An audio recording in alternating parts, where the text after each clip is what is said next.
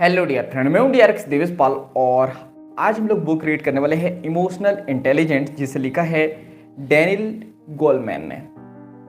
तो इससे पहले जो बुक हम लोगों ने रीड की थी इमोशनल इंटेलिजेंस 2.0, इस बुक का सेकंड रूप है जो हम लोगों ने पहले पढ़ लिया। लेकिन इमोशनल इंटेलिजेंट को हम लोगों को बहुत अच्छे से समझना है तो हम लोगों को ये बुक भी समझना होगा। देखो, इससे पहले जो बुक पढ़ी थी ना हम लोगों ने, जिसके 4 डायमेंशन बताए थे, अगर आपने उस पर काम कर लिया या किसी भी व्यक्ति ने उस पर काम कर लिया तो अपनी लाइफ को ट्रांसफॉर्म कर सकता है। तो चलिए आज की बुक को हम लोग रीड करते हैं, इमोशनल इंटेलिजेंट, जिसे लिखा है डैनियल गोलमैन ने। तो इनका कहना है कि आईक्यू जिस व्यक्ति का बहुत ज़्यादा है लेकिन मतलब इनका कहना है कि जिस व्यक्ति का आईक्यू लेवल बहुत ज़्यादा है लेकिन उसके इमोशंस उसके कंट्रोल में नहीं हैं, तो वो जीनियस होने के बावजूद भी वो अपनी लाइफ में फेल हो जाएगा और ज़्यादा कुछ अचीव नहीं कर पाएगा। फिर कहते हैं ये कि जिनका एवरेज आईक्यू है, आईक्यू का फुल फॉर्म हम लोगों ने देख चुके थे पिछली बुक में, इंटेलिजेंट क्वोशिएंट, और जिनका गुड ईआई है यानी कि इमोशनल इंटेलिजेंट, वो अपनी लाइफ में ज़्यादा बेटर परफॉर्म कर पाएंगे। यानी कि जिनको कम नॉलेज है लेकिन उन्होंने इमोशंस पर काम करके रखा है तो वो अपनी लाइफ में बहुत बेटर कर पाएंगे। लेकिन जिनका आईक्यू लेवल बहुत हाई है यानी उन्हें नॉलेज बहुत ज़्यादा है लेकिन उनका ईआई यानी कि इमोशनल इंटेलिजेंट लो है, यानी कि उन्होंने अपने इमोशंस पर काम करके नहीं रखा है, तो वो लोग ऑलमोस्ट फेल होते हैं। यानी वो लोग अपनी लाइफ में ऑलमोस्ट जो है फेल ही होते हैं, ज़्यादा कुछ अचीव नहीं कर पाते हैं। लेकिन जो इमोशंस है उसको जो है इम्प्रूव किया जा सकता है, यानी कि ईआई है इमोशनल इंटेलिजेंट को इम्प्रूव किया जा सकता है। अगर आपने अभी तक के इमोशंस पर काम नहीं किया है तो इसका नॉलेज लेकर आप इस पर काम कर सकते हो। इसके बाद हम लोग बात करते हैं इमोशंस के बारे में। तो इमोशंस जो है हमारी लाइफ के बाकी एक्सपेक्ट को भी जो है इन्फ्लुएंस करते हैं। तो इमोशंस जो है ना, सिर्फ एक इमोशन नहीं, वो हमारी पूरी लाइफ को चेंज कर सकते हैं, पूरी लाइफ को बदल के रख सकते हैं। इमोशंस की बात करें तो लाइफ में एक भी सेकंड ऐसा नहीं होता है जो हम इमोशंस के बिना जीते हैं। तो हमारी लाइफ में इमोशंस का जो है बहुत इंपॉर्टेंट रोल है। तो जैसे कि कहा कि ये इमोशंस जो है पूरी लाइफ को चेंज कर सकते हैं, इन्फ्लुएंस कर सकते हैं। जैसे डिसीजन मेकिंग प्रोसेस, अगर आपके इमोशंस अच्छे नहीं हैं, अगर आपने इमोशंस पर काम करके नहीं रखा है तो ये डिसीजन मेकिंग प्रोसेस को जो है चेंज कर देते हैं। आप सही डिसीजन नहीं ले सकते हो अपनी लाइफ में। इसके बाद ये आपके थॉट प्रोसेस को चेंज कर देता है, यानी कि अब जब आप गुस्सा होते हो तो आप उसी के बारे में सोचते हो और ज़्यादा गुस्सा होते हो। जब आप दुखी होते हो तो और ज़्यादा दुखी होते हो। जब आप खुश होते हो तो और ज़्यादा खुश होते हो और गलत एक्शन ले लेते हो, गलत डिसीजन ले लेते हो। इसका एक उदाहरण है कि जब आप सैड होते हो तो सैडनेस हमारे थॉट पैटर्न को जो है इन्फ्लुएंस करती है।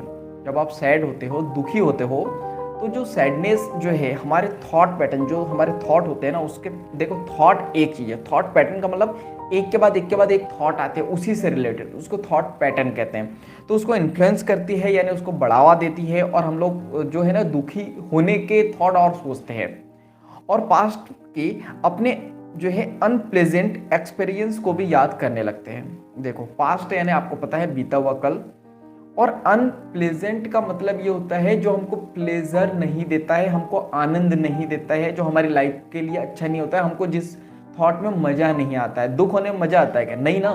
तो दुख वाले थॉट को, यानी आप एक बार सैड हुए हो लेकिन पास्ट में जितने भी ऐसे पल है जिसने आपको सैड किया है वो सारे आप सोचने लगते हो और वो ट्रिगर हो जाते हैं।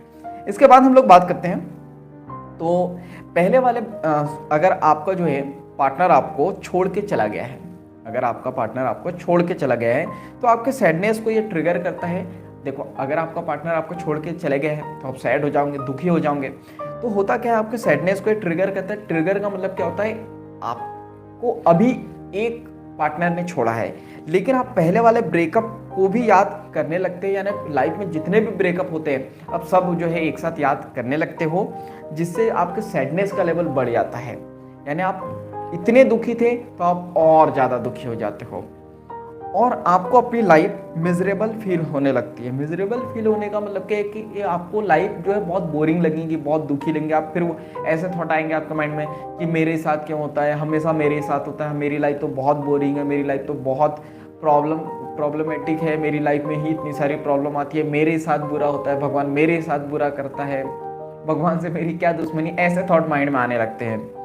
तो कुल मिला के कि जब हम लोग इमोशंस पर काम नहीं करते हैं तो ये हमारे इमोशंस को ट्रिगर कर देता है।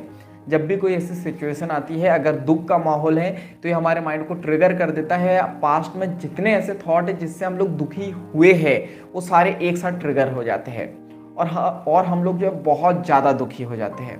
ऐसा बोला जाता है ना, जैसे आपने भी कभी फील हुआ होगा कि आपको कोई कुछ बोल देता है तो आपको रोना नहीं आता है, लेकिन आप बैठ के सोचते रहते हो कि इसने तो मेरे को ये बोल दिया, वो व्यक्ति भी मेरे को वैसा बोल देता है, वो फलाना व्यक्ति भी मेरे को ऐसा बोलता है, तो सब लोग मेरे को वैसे ही बोलते हैं। यानी आप ऐसे थॉट जनरेट करते हो ताकि आपको आंसू आए और फिर आप रोने लगते हो। इसके बाद हम लोग बात करते हैं ब्रेन एंड इमोशंस के बारे में। ब्रेन और इमोशंस के बारे में हम लोग बात करेंगे। ब्रेन की बात करें तो ब्रेन जो है में ओल्ड पार्ट भी होते हैं और न्यू पार्ट भी होते हैं। ओल्ड पार्ट की बात करें तो ह्यूमैनिटी की शुरुआत के टाइम से है ये, यानी जब मानव की उत्पत्ति हुई थी तब से ब्रेन हमारे बॉडी में है, तो तब से ये है ही। तो ब्रेन तो सबसे ओल्ड पार्ट है। अब न्यू पार्ट की बात करें तो कुछ न्यू पार्ट भी, यंगर पार्ट भी जो है डेवलप हुए हैं ब्रेन के अभी कुछ ईयर्स में।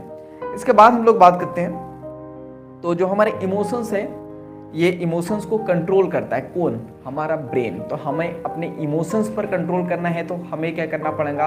अपने ब्रेन पर काम करना पड़ेगा। इसके बाद हम लोग बात करते हैं इमोशंस की। तो ब्रेन में बड़े डीप लेवल तक के ये होते हैं, ये इमोशंस होते हैं हमारे ब्रेन के बहुत डीप लेवल तक के होते हैं और एलिमिनेट या फिर इग्नोर नहीं कर सकते इसे हम लोग। इनके होने का कुछ मतलब तो जरूर है।